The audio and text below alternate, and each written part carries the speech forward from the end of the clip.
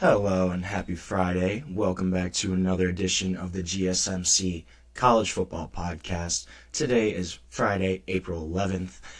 We've got a great show for you today. Going to start with some breaking news coming out of Knoxville. Apparently quarterback Nico Iamaleava is holding out, wants a new NIL deal. We're going to get into that. We're also going to debut a new segment. I'm calling it Boom or Bust. I'm going to preview a couple teams from the Big Ten today, go over their win totals, go over their schedules, and if I think they're actually going to hit that win total or not. Also going to do a Notre Dame season preview today, as well as talking about Jaden Rashada, his fallout, kind of the lawsuit against Florida. Going to discuss that, and make sure you stick around for my last segment today. We're going to talk a couple coaches that I think are going to be on the hot seat. But before we start, I'd like to remind everyone that we get a number of questions from viewers during the show. They come in. So to ensure that your question gets read on the air, I ask that you use the tips and donations link at the bottom at gsmcpodcast.net. We love hearing your thoughts, your questions, your opinion as you dive into the latest sports action. And whether you've got a burning question, a bold prediction, or just want to shout out your favorite player, don't hold back. But if you really want to make sure your message stands out, gets featured on the air, why not use Super Chat? So just click the $ at the bottom of the chat box, send in your message, and it's a surefire way to get our attention, see your message, make it get on the air. Not only does it give you a spotlight, but it also is just a good way to support our channel. Your support means the world to us, and we could not keep doing what we do and bringing you the sports content that you love without your support, without the support of this community. So we're building something special here. We couldn't do it without you. So jump in, join the conversation, send in those super chats, and let's make this show even better than ever. If super chat isn't your thing, you can also go to gsmcsport.net to tip, donate, leave a question there. We're so grateful to have you here with us, and we love your support. We love what you're going to say. We can't wait to hear it. So let's talk a little bit about Tennessee. So this came out last night today that apparently quarterback Nico Iamaleava, it was reported that he is trying to renegotiate his NIL deal with Tennessee. And then earlier this morning, it came out that today at practice, Nico wasn't there. He held out reportedly because of this NIL contract. So apparently he wants to increase his annual compensation from around $2 million a year to around $4 million a year. So he's kind of pushing for a raise. This is kind of in line with some broader trends in college football right now.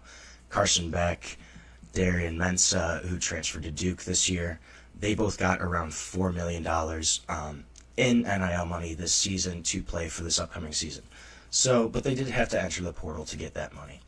So Nico, it sounds like, was trying to negotiate with Tennessee without entering the portal, behind closed doors. But this got leaked, and now it seems like we're not sure if he's going to enter the portal, but he's holding out of practice. Their star quarterback is not playing right now. It's kind of concerning, raising concerns about his commitment to the team, their spring game is tomorrow. The orange and white game is less than 24 hours away at this point, and their starting quarterback is not practicing, wants a new contract. This is something you do not see in college football. It's clearly, this is an NFL kind of leverage situation that you see during training camp, stuff like that. But this is kind of unheard of in college football, in this college football landscape. And it's also interesting that this became public. So On3 kind of reported it last night. Tennessee officials did not think that this was going to come out. They've kept it pretty quiet. And the university was kind of hoping for a private conversation, private resolution with Nico Iamaleava. But they were disappointed by he did not quell these rumors. Nico has not come out and said, hey, no, this isn't true. He hasn't kind of shut down anything. He's kind of letting it all play out. So he's building it up. Tennessee's not very happy about that. And the On3 report also mentioned that Nico's dad, Nick, was heavily involved in his NIL negotiations coming out of high school. This was a kid at the time when he negotiated his contract to even go to Tennessee around 2023. His $8 million NIL deal, that was substantial. That was probably the biggest deal at the time for a high school quarterback coming in to a college program. And that was secured before he went to Tennessee. That was pretty much why he went to Tennessee. And so the university's already spent a ton of resources in him. They helped him. The NCAA was trying to come at him saying that his NIL deal was kind of wishy-washy, not really sure on the legality of it. But Tennessee backed him against a potential lawsuit. They really ponied up to fight for Nico Iamaleava, yet it kind of seems like he's turning his back on Tennessee. He very well could still stay there. He very well could get that deal. But to me, this is just it's concerning. I think it shows the broader implications of NIL across college athletics. This is a guy he's your quarterback. He's a 5-star recruit. This is a guy that's a pillar of your program, the guy that's the face that you've built this whole thing at Tennessee around the past 2 or 3 years, and he's going to go and kind of turn his back. And the other thing I thought about is, in that locker room, what is that like? If you're a player on Tennessee's roster and you go and you see your starting quarterback, the guy that's supposed to lead your team, and they're a legitimate playoff contender again this season. They made the playoffs last year, lost in Columbus, but they have supposedly another year of Nico under center, supposed improvement. If you're a guy that's in that locker room, what do you think about that? Because personally, I would hate it. I would think, why are you doing this to us? You're supposed to be our leader. You're supposed to be committed to this program. We built everything around you. You are the guy that's going to take us to success. And you're going to go and turn your back on us, on your teammates, on your friends, on your locker room, to try to get more money. Especially when a lot of these guys aren't making anywhere near that kind of money. Anthony said, does this have to do with name, image, likeness, and the collective not paying him enough? Is that why he's holding out? I do think that's the main reason of why he's holding out. You've seen guys like Carson Beck at Miami. He got around $4 million a year to go to Miami this season. Darian Mensah transferred from Tulane to Duke, got around $4 million. So I think that right now, that's kind of the market rate of a starting quarterback. I'm not sure if there's anything going on with Jeremy Pruitt, with the coach. I haven't heard anything like that. You see it differently. I don't think his teammates are going to turn on him. I could see that too. I could also see a college kid being like, hey, bro, go get the money. We want what's best for you. I just also feel like I could see certain guys in that locker room kind of just being rubbed the wrong way for that move from Nico, especially so close to the end of spring practice. That's just where I was kind of coming from, talking about how I could see a few guys in the locker room not necessarily loving that decision by Nico. There's certainly very possible that there are a bunch of his teammates that will support him. That was just kind of an angle that I had thought about, that maybe some guys would not necessarily like it. I haven't really seen that a lot of the coaches, that he's had issues with the coaching staff, but I can certainly understand where that would be frustrating from a coach's perspective, just kind of not being prepared, kind of being blindsided by this. I'm sure they knew something about him trying to renegotiate, him trying to make it. I think it's going to be more the juniors and seniors that are going to have an issue. I don't think the freshmen and the kids are in the same year. I would agree with that. I think that's certainly probably true. Obviously, your older guys kind of came in at the onset of NIL. These newer guys, they're used to this at this point. The kids are 18, 19. They've kind of been recruited in this new NIL era. That definitely, I think, makes a lot of sense. There's certainly a ton of truth to that, where I agree. I think probably the younger guys are going to understand Nico's decision a little more. And I think probably it would be some of the older guys, the guys that maybe stuck around at Tennessee for 3 or 4 years. I think that's probably where those guys would have more of an issue than, say, the 18, 19-year-olds, the kids he came in with. That's definitely very possible. I think that's probably something that makes a lot of sense. I just wonder, is this going to be something, how's this going to play out? I think realistically, Nico probably stays at Tennessee. I think Tennessee's probably going to pony up the money for him. They've really built their whole program around him in the past couple of years, especially after Hendon Hooker left for the NFL. I think they probably will say, hey, we're going to give you that money. But I'm not sure. I think it's really up in the air of kind of what he's going to do.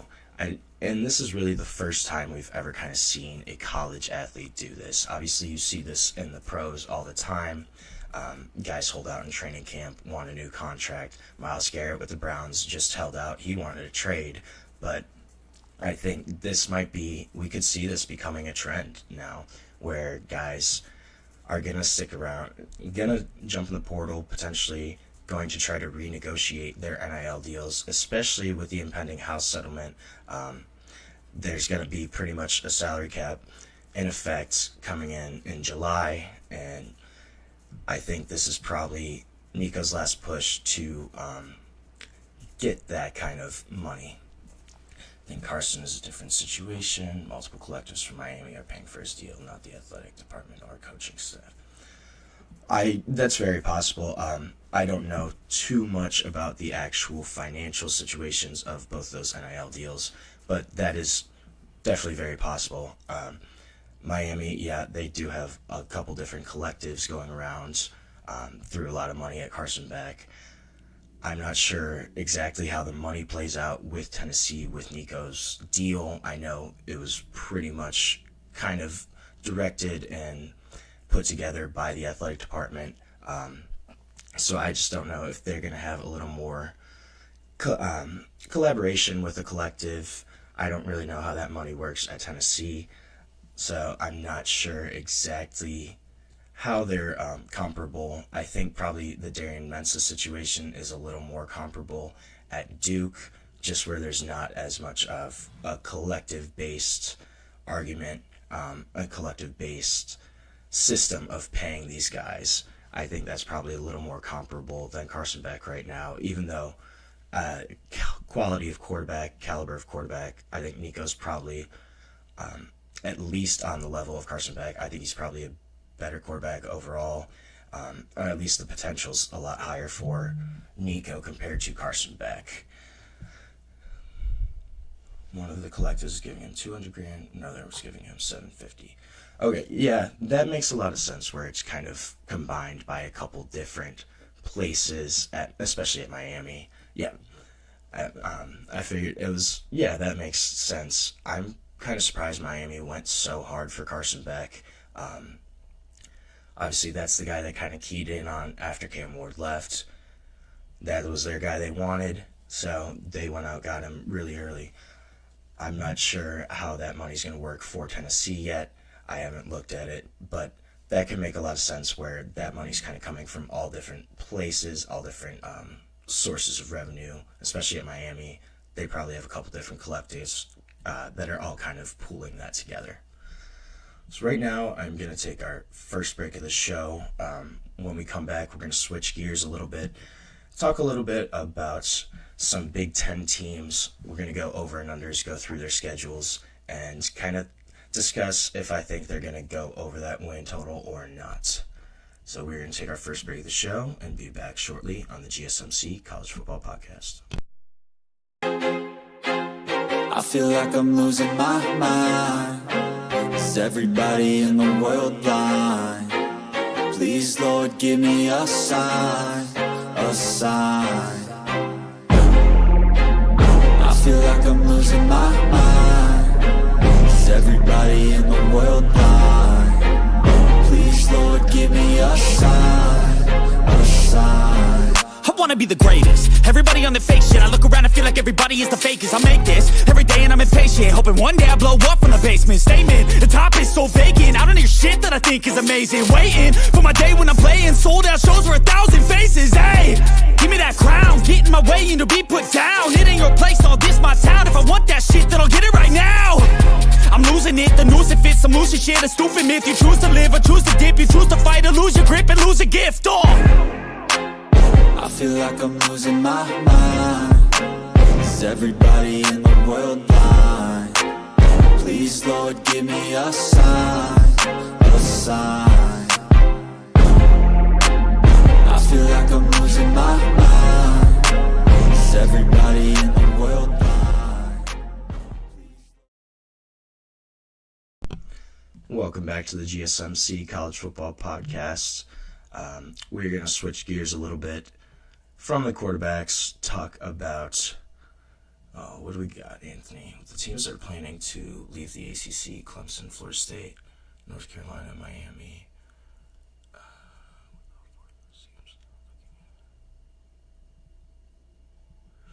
So,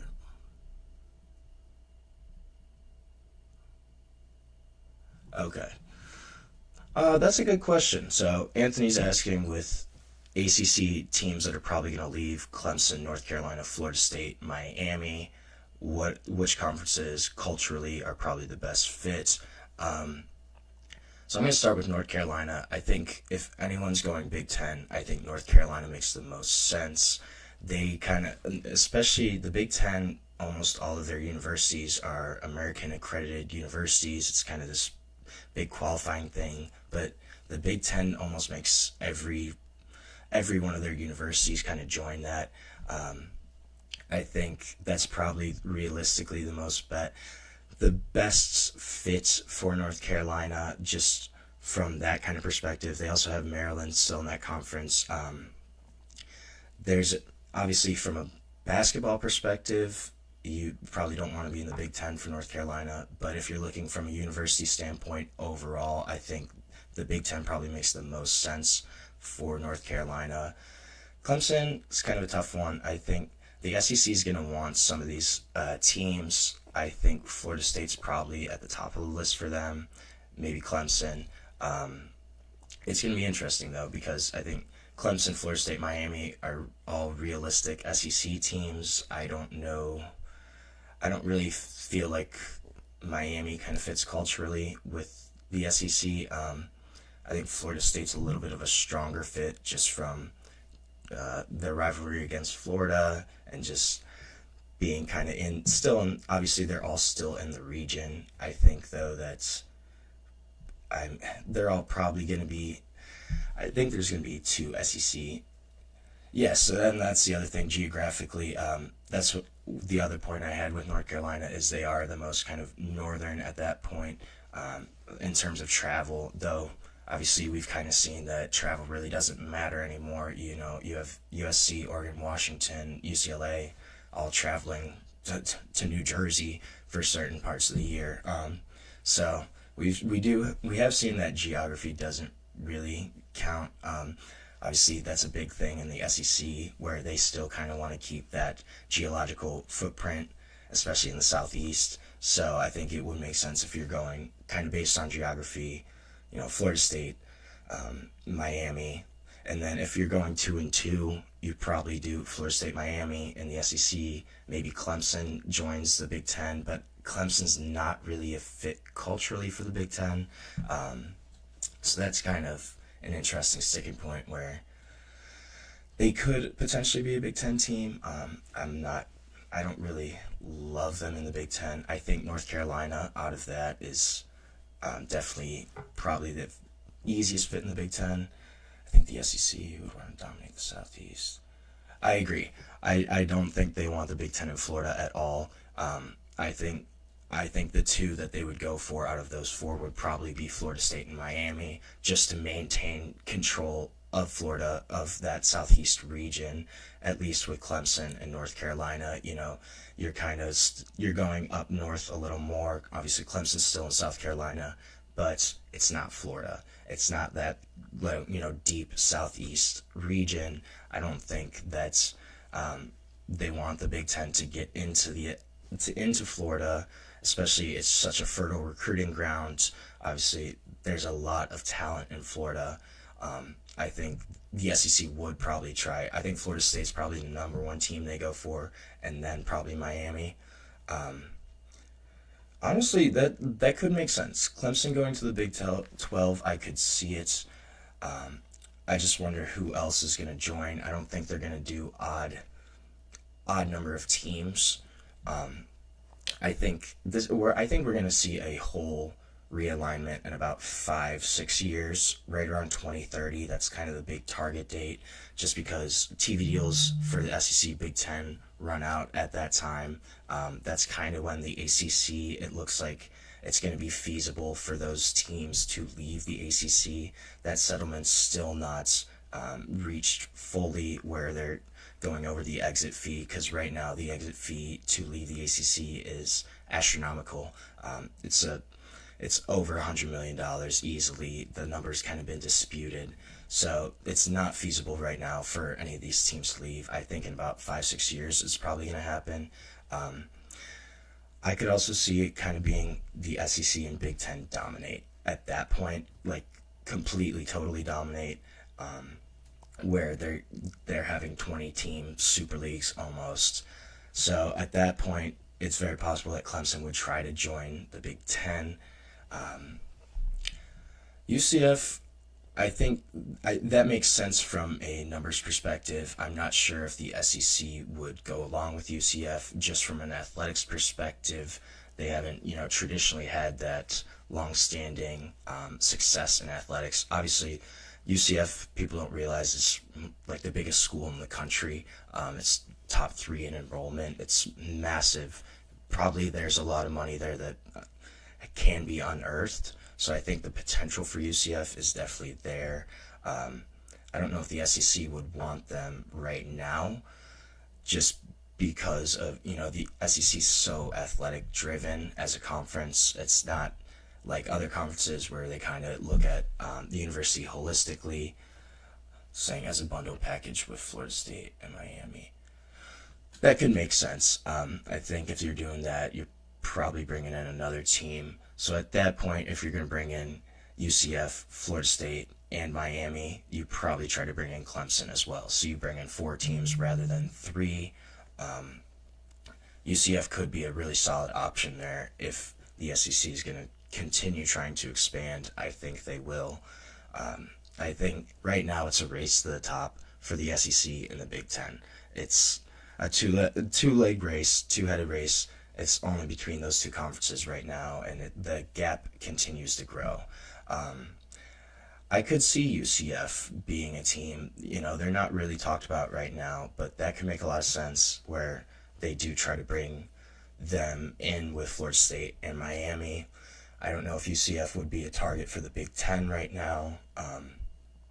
Obviously, they just moved to the Big 12, so I don't know if they would actually be a target for the Big Ten. But if you really truly want to lock up that state of Florida, that does make a lot of sense, where you're going to go Florida State, Miami, and UCF, and then maybe add Clemson in as well. But of those 4 teams that you said, the original ACC teams, I do think that North Carolina is probably the most likely to go to the Big Ten, just from a cultural fit. It makes sense. Since they already have a host, I would think they will want to get into Dallas or Houston. That's very possible. I think Houston's definitely been on the rise. They've put a lot more resources into NIL, into their football program. They have a 5-star quarterback committed for 2026. That's going to be kind of the face of that program right now. SMU obviously had a ton of support. If they do want to keep expanding in Texas, it makes sense to maybe try to go Houston or SMU. I think SMU honestly might be more of an option there, just from a resources perspective. Obviously, they haven't had that success in football recently. Obviously, in the 80s with Pony Express those are great SMU teams. So it's clear that SMU has that potential to be, a really, really big market team. If they want to keep expanding into Texas, I think SMU is a really solid option. Houston's a really decent option. They both have potential to be in the SEC. I don't think they go Oklahoma State or anything like that. I think, you probably would stay in Texas if you're going westward expansion. Maybe try to go Houston, SMU, Texas Tech potentially. There's another Texas school. Obviously, that's a smaller market in Lubbock compared to Dallas or Houston. But there are some. A lot of people are predicting both these conferences start adding more big brands. I could totally see that. I wonder who they'd kick out and how that would actually kind of work in terms of, removing people from a conference. It's possible. I don't know if they're actually going to make conferences any smaller at this point. There's probably a max of about 18, 20 teams right now. But I could see that where, maybe the SEC and the Big Ten are going to try to cut, say the Big Ten tries to cut Rutgers and they try to add North Carolina. Or, the SEC tries to cut Vanderbilt, maybe adds an SMU or Florida State. That's certainly possible. I just wonder how difficult it would actually be for them to kick, one of these schools out of the conference. I'm not sure the legality of it. That might be kind of difficult just from that kind of perspective. I don't know how that would actually work. But I could see that from, a long-term point of view of just conference strength and trying to continue on to the conference. Obviously, we've seen athletic conferences. So I don't know about this one. I know that people say this all the time. I grew up a Notre Dame fan, and I personally do not think they're going to have to join a conference. I think that they're kind of their own brand. They're big enough right now. It's kind of separate. There's no need for Notre Dame to join a conference right now. They have their own TV deal. They have their own media rights. They have clearly made enough money. They have a huge alumni base. I don't know if they do need to join a conference. If they do need to join a conference, if they're forced to for some reason, they're definitely a Big Ten team. Most of their rivalries are in the Big Ten already. Michigan was a long rivalry with them. USC is now in the Big Ten, so that's another long-standing rivalry for Notre Dame. I don't think they need to join a conference right now. I know a lot of people are of that opinion, and I can totally see that point of view. But I don't know if they really need to. They're kind of their own brand, and that's the thing that people hate about Notre Dame, is that they're kind of separate. They never really have joined a conference. But it's true. The independents, though, are dying right now. Your dream has... maybe. We'll see. I don't know if they will have to be in one eventually. I think they're still going to make enough revenue just by themselves where they're not going to need to join a conference, just in terms to keep up financially or anything like that. I'm not sure. I'm of the opinion that they don't need to join a conference, at least right now. Maybe in 5 to 10 years, but I think right now they don't need to join one. It's very possible that staying independent could backfire on them. I think the one thing that may force them to eventually join a conference is if these conferences say, hey, we're not going to schedule you at all unless you're in a conference. You won't get any games. I think if a conference did that, like right now they basically play an ACC schedule. It's kind of with a couple different teams, but for the most part it's an ACC schedule. If the ACC went and said, hey, you can't play any of our teams anymore, I could see something like that where, yes, independent would kind of backfire on them. And we are seeing the death of independence right now. Even the service academies, they've all joined conferences. Navy, Army, and the AAC. Air Force is in the Mountain West now. UConn's joining the MAC. I mean, they were an independent for a long time. I think it could backfire on them. That's very possible. We'll see. I don't know. I'm kind of the opinion that it won't, but I can certainly see that point of view where it's very possible that it does backfire on Notre Dame, and this is kind of something that's going to bite them eventually, where they're not in a conference. I think the big thing is probably financials here. If Notre Dame starts losing money, if they aren't bringing in TV revenue. The other thing with Notre Dame right now is the way the college football playoff is set up. It's really advantageous for them, even if they lose one or two games. Do you think in order for the ACC and Big 12 to survive and compete with the Big 10? I could certainly see this. I think, realistically, I think if we see any kind of major restructuring like that, I think it's going to be in the form of an almost Super League, where you're going to have, there's been a couple different proposals that have happened in the past couple months, where there's kind of been two different versions of a Super League, where there's about 32 teams. It's kind of like the elite group, and then there's a group below that. I think that's probably realistically, I don't think those two would just merge by themselves, and the Big Ten and SEC would still be their own conference.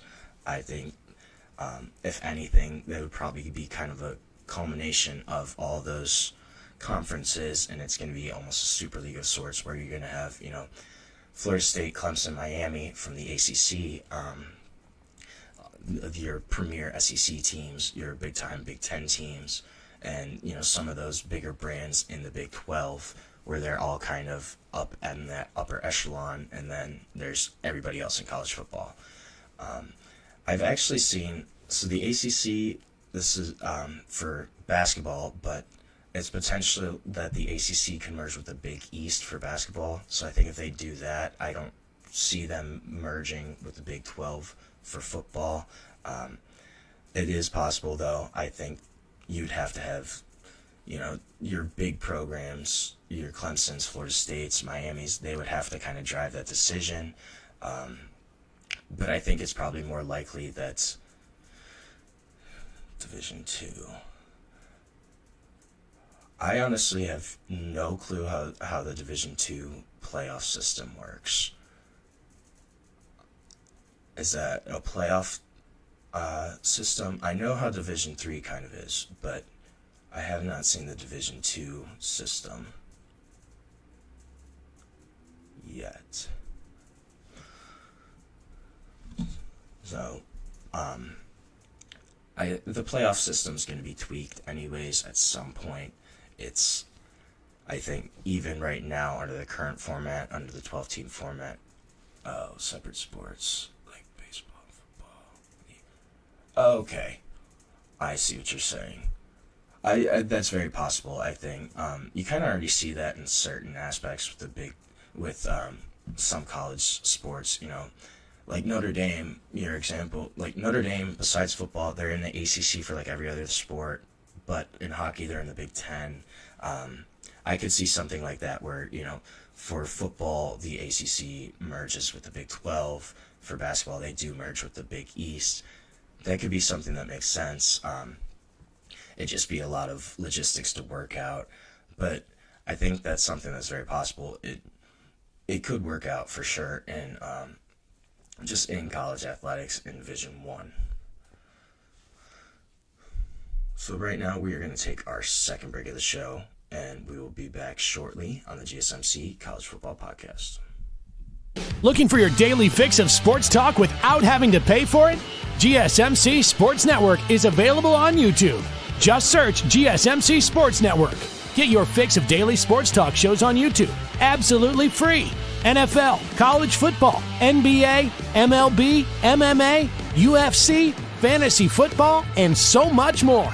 GSMC Sports Network has shows running all day long, with new sports shows starting every 2 hours. Just like on your favorite cable sports channel, except GSMC Sports Network is absolutely free. Just search GSMC Sports Network on YouTube to catch one of your new favorite shows, like the GSMC College Football Podcast, Chip Shot Football Podcast, Hoops and Heels Women's Sports Podcast, GSMC Basketball Podcast, and so many more. Check it out for yourself. GSMC Sports Network, now available on YouTube absolutely free. Search GSMC Sports Network on YouTube right now.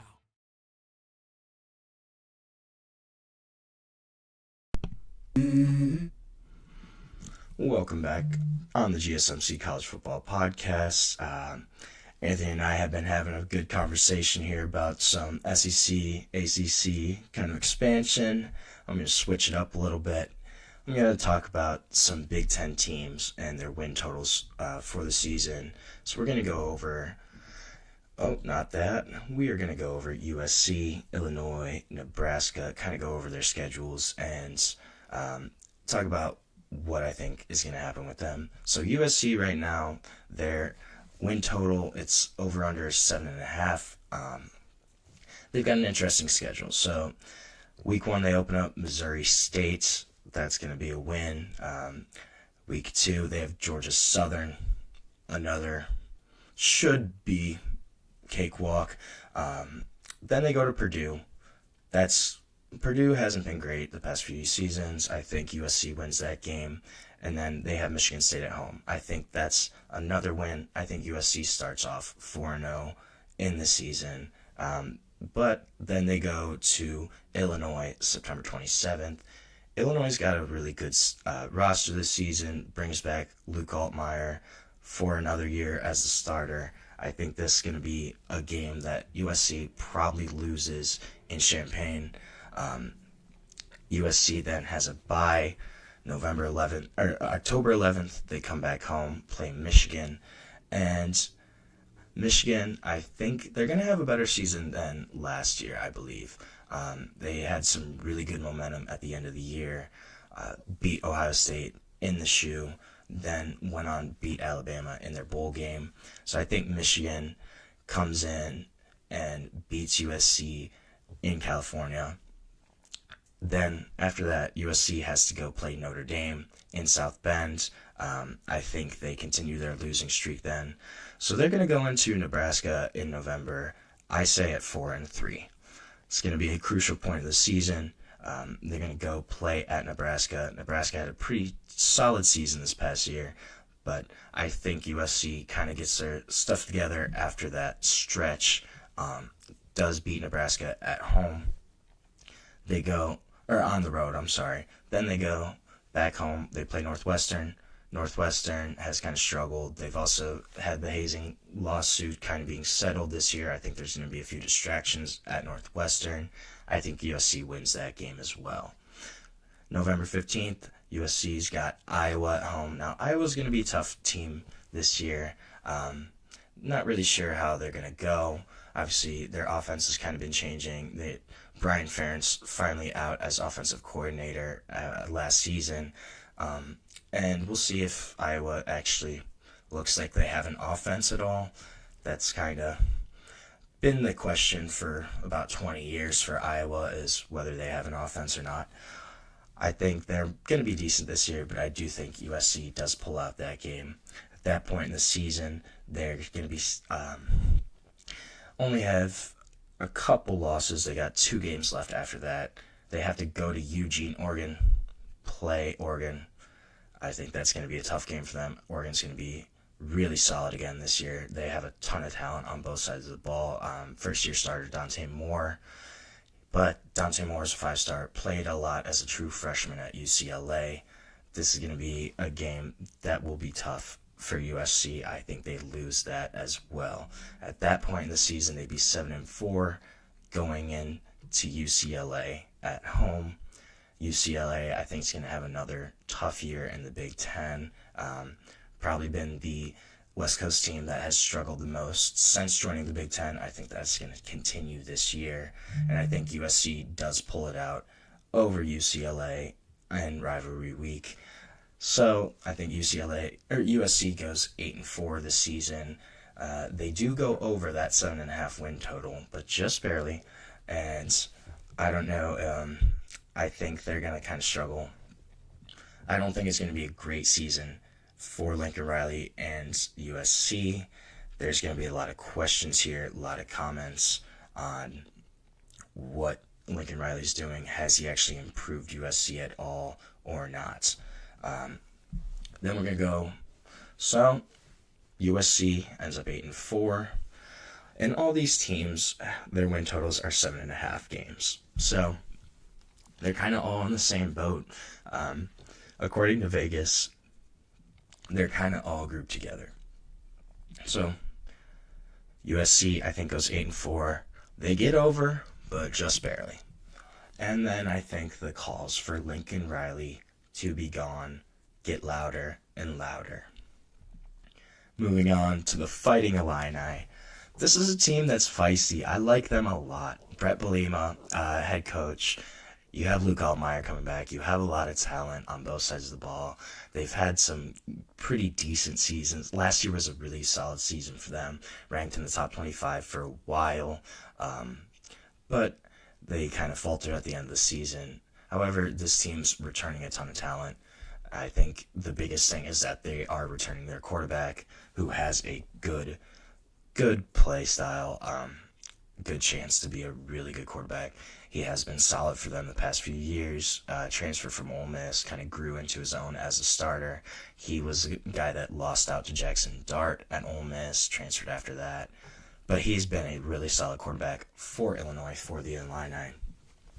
So, starting off August 30th, Illinois, like pretty much every other Power 5 team, they're going to start off with, I don't want to say I'm trying to find a nice word, with a team that's probably not on the same skill level as them in Western Illinois. So that's going to be a win for the Illini. Then Illinois does have to go to Duke September, the next weekend, September 6th. They have to go to Duke, play new $4 million quarterback Darian Mensah. That's going to be an interesting game for them.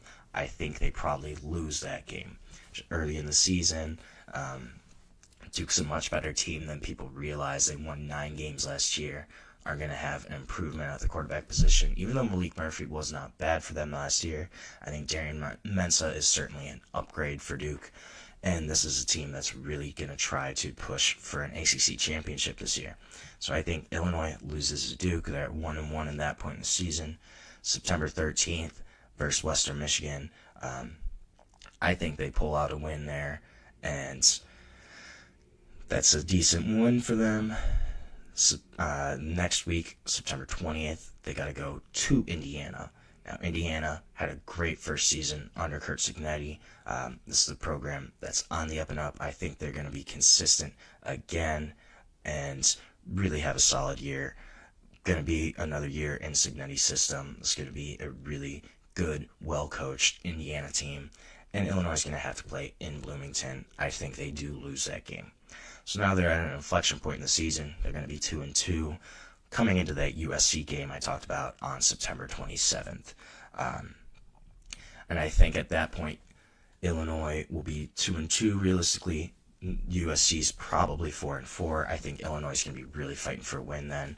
So I did, again, like I said, I think Illinois wins that game versus USC.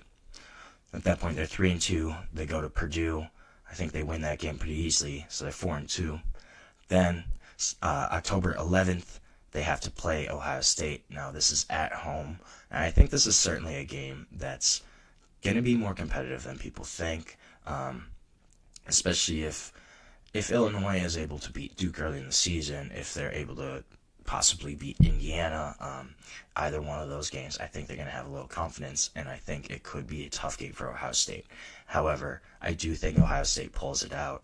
I think it would probably be a close one, maybe a game that they kind of pull away at the end, but Ohio State wins that. Illinois loses. At that point, they're going to be 4-3 on the season. So then, after the Ohio State game, though, their slate gets a little bit easier for them. They go to Washington, which would be tough, but I think they beat Washington. Then they play Rutgers at home. I think they beat Rutgers at home, back on their home field. Rutgers has improved, but still not a great program compared to the rest of the Big Ten. And at that point, they would be 6-3 on the season. Then you have Maryland at home. I think they beat Maryland as well. They do have to go to Madison to play Wisconsin. I think Wisconsin is going to have a tough year this year. They have a really hard schedule. I'm going to discuss them a little bit later in the show. But I think that's probably a game that Illinois will win. So at that point, you are 8-3 on the season, and then they finish off with Northwestern at home. Again, I think Northwestern's going to kind of struggle. I think that's a win for Illinois. I think they're a 9-3 team, and maybe a team that's knocking on the door of the college football playoff, depending on how some of those toss-up games shake out. I think if they beat Indiana and or Ohio State, that's going to be a really big win for Illinois. That's going to be a big resume-boosting kind of moment. But this Illinois team, I think, is legit. I think they're going to be 9-3 this season. And I don't know. That's just my personal guess. Could be wrong. But I think I like this Fighting Illini team a lot. They had a good year last year. I think they're going to build on it this year. And I think they're probably going to be better than USC. They're going to be a 9-3 team. I think they could compete for a college football playoff spot, depending on how things kind of shake out. Big Ten's obviously really difficult conference, but they avoid Penn State, they avoid Oregon, they avoid Michigan. So the schedule's kind of set up for them to succeed at some point. Now, Nebraska is my last Big Ten team I want to look at. So their win totals plus minus 7.5.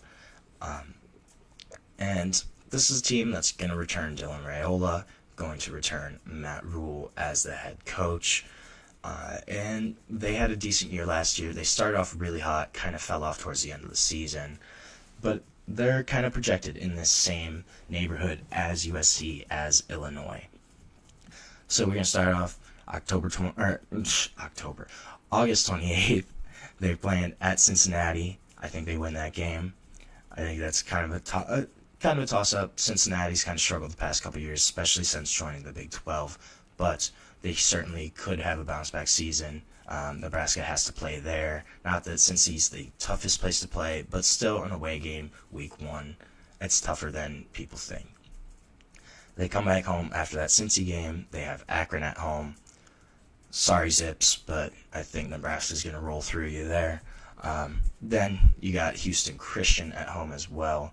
Houston Christian, home of Bailey Zappi, and I forget their offensive coordinator's name, but they both went to Western Kentucky and lit up the FBS, but that was from Houston Christian a couple years ago. Unfortunately, Houston Christian, I also think Nebraska beats you at home. So at that point, Nebraska's 3-0, and they play Michigan at home the next week. I think they lose that game against Michigan. Michigan's kind of an interesting team this year. Not really sure. They obviously struggled last season. They were a 500 team until basically the last 3 weeks of the season. Ended up 8-5 after beating Ohio State, beating Alabama. So they have a ton of momentum. I think they beat Nebraska at Nebraska. At that point, Nebraska's 3-1 on the season. So then they have a bye. Then they have Michigan State at home. I think they regroup. They win that game. They're 4-1. After that, they go to Maryland. I think they beat Maryland at Maryland. Maryland's kind of a toss. I think so. So they go to Maryland October 11th. Then October 18th, they go to Minnesota. I think one of those two games, Nebraska will lose. I'm not sure if it's going to be the Maryland game or the Minnesota game, but I think one of those two road games, they do not come unscathed from that 2-game road trip. They will lose at least one of those two. Currently, I have them beating Maryland and then losing to Minnesota, but I could also definitely see the flip side of that where they lose to Maryland and then beat Minnesota. I don't think they go 0-2 on that road trip, but I do think they lose at least one of those two games. So after that kind of stretch, they would be 6-2. Then they'd go to Northwestern, or they'd have Northwestern back at home. I think they beat Northwestern. Then they do have that November 1st matchup against USC. I think USC is going to bounce back here. Nebraska is a really tough place to play, but I do think USC will kind of bounce back. So Nebraska, I think, loses that game. At that point, they are going to be 6-3 on the season. Then they have to go play at UCLA. I think, again, UCLA kind of struggles this season, and Nebraska's able to pull that one out.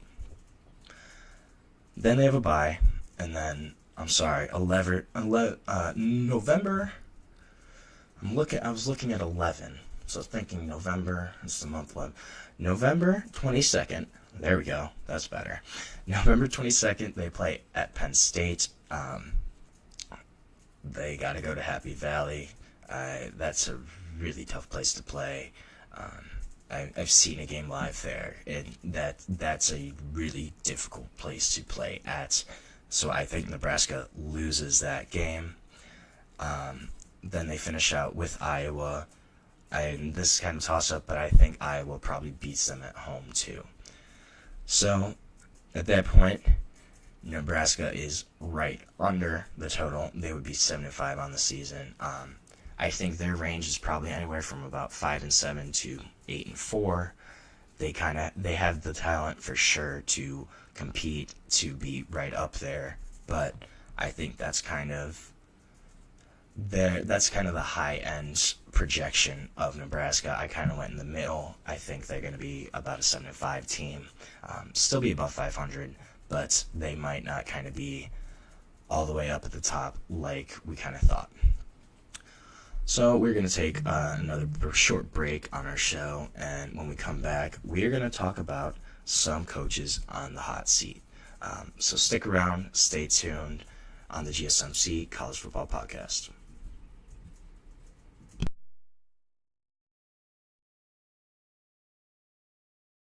For the best and latest podcasts available anywhere, go to the podcast app on your cell phone and type in GSMC to access free content-rich podcasts on health and wellness, book reviews, sports, entertainment, relationships, social media, movies, technology, finance, and even weird news. Subscribe and download the GSMC Podcast Network's family of shows, available everywhere podcasts are found.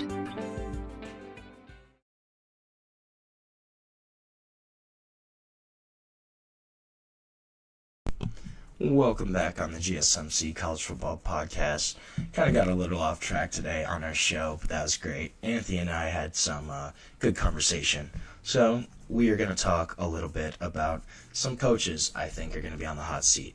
And these are Power 4 guys that, they may have had a tough couple years, but this might be the make or break year for them. So Hugh Freeze is going to be my first name. Obviously, Hugh Freeze only got hired a couple seasons ago. But the Plains are notoriously a really difficult place for a coach to stay for a long time. Their boosters are kind of known for putting a lot of pressure on their coaching staff. It's kind of always been the reputation around Auburn and that program. So, yes, and Hugh Freeze also is kind of on his last chance. Actually got in trouble at Ole Miss. A bunch of sanctions were placed on him, and then he kind of built his coaching career back up. He really ran Liberty really well, had a couple of really strong seasons at Liberty, and then it was kind of a couple of years they were kind of waiting to see if an SEC team would actually pull the trigger and hire Hugh Freeze, bring him back into the conference. Auburn did. So, but the issue here is Auburn did not have a great season last year. They're still kind of struggling in the SEC. And right now they're really at an inflection point. It could kind of define how their athletics department, how everything from an athletics perspective kind of approaches the next decade plus. The Iron Bulls, they're kind of ripe for a power shift right now. Nick Saban just retired. And pretty much since Nick Saban was there and into 2007 and Tommy Tuberville left Auburn the year after that, it's pretty much been Alabama only in the Iron Bowl. But right now, with Saban's retirement, Kalen DeBoer kind of struggling in his first year at Alabama, there's a clear power vacuum in the state, And Hugh Freeze kind of really needs to take charge, take momentum of that if he probably wants to keep his job. Auburn's had top 10 recruiting classes the past 2 years. They've won a couple key in-state battles for some guys that normally Alabama probably would have gotten instead during the Saban era. And this is really the time for the Tigers to win. Alabama had a tough year last year, really poor showing in their bowl game against Michigan. And Auburn's got the talent in right now. These guys are in for, the guys that Hugh Freeze recruited the past year or two, they're coming up, they're playing now. You got wideouts like Cam Coleman, Eric Singletary Jr. There's talent on this Auburn team. They brought in Jackson Arnold at quarterback from Oklahoma. But I think if you have another 6-win, 7-win season at Auburn, there's going to be calls for Hugh Freeze's job. That kind of season, it's going to just open the door for Kalen DeBoer to go in, take that control right back, and kind of clasp it around Auburn and just almost suffocate them, keep Alabama in firm control of that state. This is really the time that Hugh Freeze is able to strike, is able to kind of make some kind of move in order to try to shift the power balance back to Auburn. They really haven't had it in a while. Obviously, they had a couple decent seasons. Obviously, won a national championship in 2010-11. Got back to the national title game in 13-14. That was an interesting run for Auburn. They kind of fell into the national championship with Nick Marshall and Gus Malzahn. But besides that, Auburn hasn't had sustained success for a while, especially since Saban's been there. This is the time for Hugh Freeze to really strike, and I think if he has another around 500 season, there's going to be calls for him, for his job on the Plains. Will they fire him after this year? I don't know, but Auburn, historically, reputation, they don't let coaches stick around that long. Brian Harsin got fired in, a year and a half. That was a clear mishire by Auburn, but still, the point kind of remains that they are, I don't want to say snippy, they are short. Their coaches are on a short leash, and it's a tough place to stay at for a long time unless you can have sustained success. So staying in the SEC, though, I think this guy's probably got a even hotter seat that he's sitting on right now is Brent Venables, Oklahoma. So he's been in charge there 3 years now. In 2 of those 3 years, he's lost 7 games, and that really doesn't happen at Oklahoma. Last year, first year in the SEC, was really rough. They went 6-7. They finished 13th in the SEC. They only won 2 SEC games, and really the one against Alabama was kind of just out of nowhere. They beat Alabama 24-3 in a game where Bama just looked like they were sleepwalking the entire time. It was really interesting. It was kind of one of the way more unexpected results in college football this past season. And kind of, I don't want to say a fluke. Oklahoma definitely deserved to win that game, but it really came out of nowhere. And Oklahoma probably should have lost that game 8 times out of 10. However, that day they just had Alabama's number. So that was kind of an interesting game, but this is a team that needs improvement in the SEC. They clearly were not physical enough in the SEC last season to maintain their kind of level of play, the level of success they had in the Big 12. They really got pushed around in the trenches, just weren't a super physical team. They had issues stopping the run, and their offense really couldn't get going for the most part of the season. So they brought in Venables, revamps his offensive staff. He brings in Washington State offensive coordinator Ben Arbuckle, 29 years old, really a hotshot name right now in the coaching circuit. Also brings in Ben Arbuckle's quarterback, John Mateer. He was 1, 2, or 3 quarterback in the portal class, depending on who you kind of asked, depending on what list, but he was a clear top quarterback option in the transfer portal. So he's bringing in a new play caller, bringing in a new quarterback. He's going to take over play calling duties on defense again. And so this is really going to be kind of the make or break year for Brent Venables.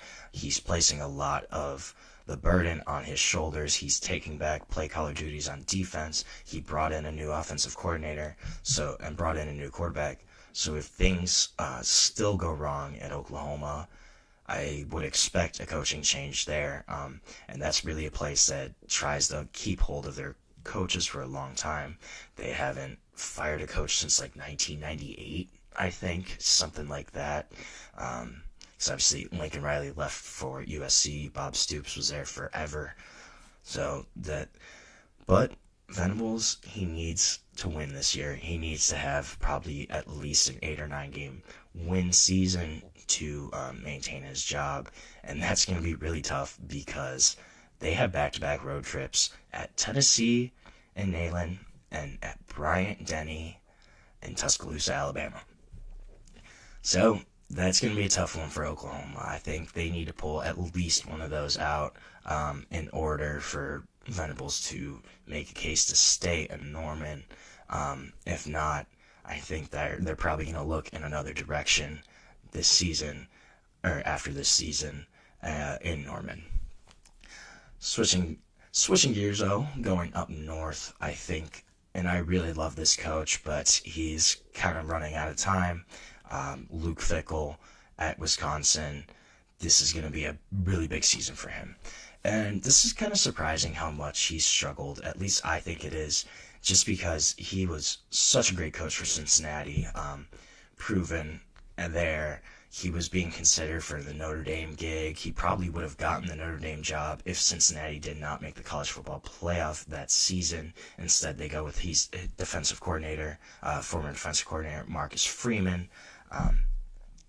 And this was a big hire for Wisconsin. I thought that he took this Wisconsin job to better position himself for the Ohio State job in the future, just because he was a Columbus guy, Ohio State grad, a really good player at Ohio State. That was kind of always my thinking, is that, hey, he's taking the next step to coach a Big Ten program now, so he can show he can do it. So if Ryan Day ever leaves or is fired in Columbus, Luke Fickell's right there. But since he's gotten to Madison, that has not been the case for Luke Fickell. He's gone 13-13 overall in his 2 seasons. The team's 22-year bowl game streak was snapped this past season after they went 5-7, didn't qualify for a bowl game. 22 years, that's pretty incredible. So obviously it's shown that Wisconsin's had kind of sustained success, at least, having winning seasons for pretty much the entire 21st century. That's pretty crazy. And yet Luke Fickell was not able to achieve that last season. And he really, after his first season, he kind of said, hey, we're going to change the offense. We're going to go completely different. So he brought in Phil Longo last season as the offensive coordinator. Had coached at a couple different places. I know he was at Ole Miss at one point. I don't remember where he was directly before Wisconsin. But Phil Longo's offense is an air raid offense known for throwing the ball, getting it out there, airing it out. And they brought that to Wisconsin, which, if you think of Wisconsin, think of the history of Wisconsin. This is a running team, running program. They pride themselves on their run game and defense. It's kind of the Big Ten mindset, is cold football, line of scrimmage, dominate the line, dominate the trenches, shove the run down your throat. It's just run. You think of Monte Ball, Melvin Gordon, not the older guys. There's a running back, I can't think of his name. He's from like the 80s and 90s. Ron Dane. I think Ron Dane went to Wisconsin. But, that's a running program. And so they went from, running heavy to trying to throw the ball 40, 50 times a game. Did not work, especially in the Big Ten. Just didn't happen. They got blown out by Alabama. They lost 42-10. They got blown out by Iowa, I believe, last year. They lost their rivalry game against Minnesota 24-7. So they didn't really have a whole lot on offense. It was very touch and go the whole season. But that was kind of a big issue for them. So this year, though, too, Wisconsin's got a really tough schedule. They have to go play at Bryant-Denny in Tuscaloosa. They got to play at Alabama, at the Big House, at Michigan, as well as they have to go to Eugene and play Oregon at Oregon. And then, besides that, they also have home games against Iowa, who kind of manhandled them last year, and Ohio State. So this is going to be a really tough schedule for Wisconsin, and because of that, I don't know if Luke Fickell has a really tough year, if they fire him or not. I think it's probably got to be like a 4-8 season, but it's possible. It's very possible that Luke Fickell gets fired, and this is going to be a really tough schedule for him to try to win, 8 or 9 games even, just from the teams they have to play. Even if they win 2 or 3 of those games, they still have 2 losses against really good opponents, and then that's not counting the rest of their schedule. So Wisconsin's going to be really tough for Luke Fickell, and we'll see if he's still in Madison at the end of this season. So the last guy I kind of want to mention really quickly is Mike Norvell, Florida State. Obviously had an outstanding 2023 season. Florida State went undefeated, 13-0, won the ACC championship. Kind of got messed out of a college football playoff bid that season. I think they should have been in over Alabama. That's my own personal. I get why. I think Bama was a better team, but I think the resume for Florida State made more sense for them as a playoff contender. But we're past that. It's a 12-team playoff now, not a 4-team. So we move on. We move forward. I also think, though, that did have an effect on last season for Florida State. So you go from 13-0 to 2-10. Let me repeat that. 2-10. You went from undefeated to a 2-10 football roster. That's unbelievable. It's hard to wrap your mind around, even, honestly. The fact that they basically lost 11 wins on the season, I mean, I know they had a lot of turnover just from a player personnel perspective, but still, that's a crazy number, especially for a program like Florida State that, they're still bringing in 4 or 5-star recruits each year. They've obviously kind of taken a little bit of a step back recently, but still, it's a crazy differential, and I think if they kind of struggle again this season, you could hear Mike Norvell, kind of being on the chopping block. He did bring in new coordinators. He brought in DC Tony White from Nebraska. Gus Malzahn stepped down as the UCF head coach to become the offensive coordinator. That's a really interesting move. Kind of did what Chip Kelly did last season, where he stepped down from UCLA to become the Ohio State offensive coordinator. Gus Malzahn kind of doing the same thing. But he hasn't been an offensive coordinator since 2010-11. It's going to be interesting to see kind of what happens there.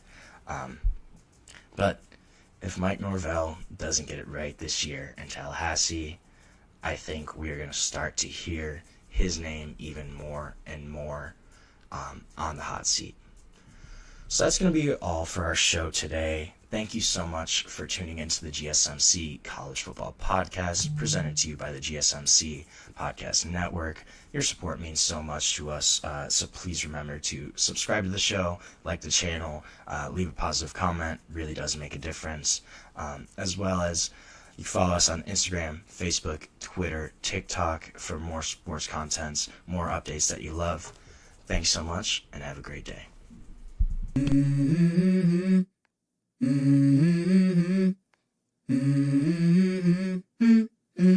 Let's go. I wake up to a little bit of drool on my pillow, feel like it's gonna be a bad day.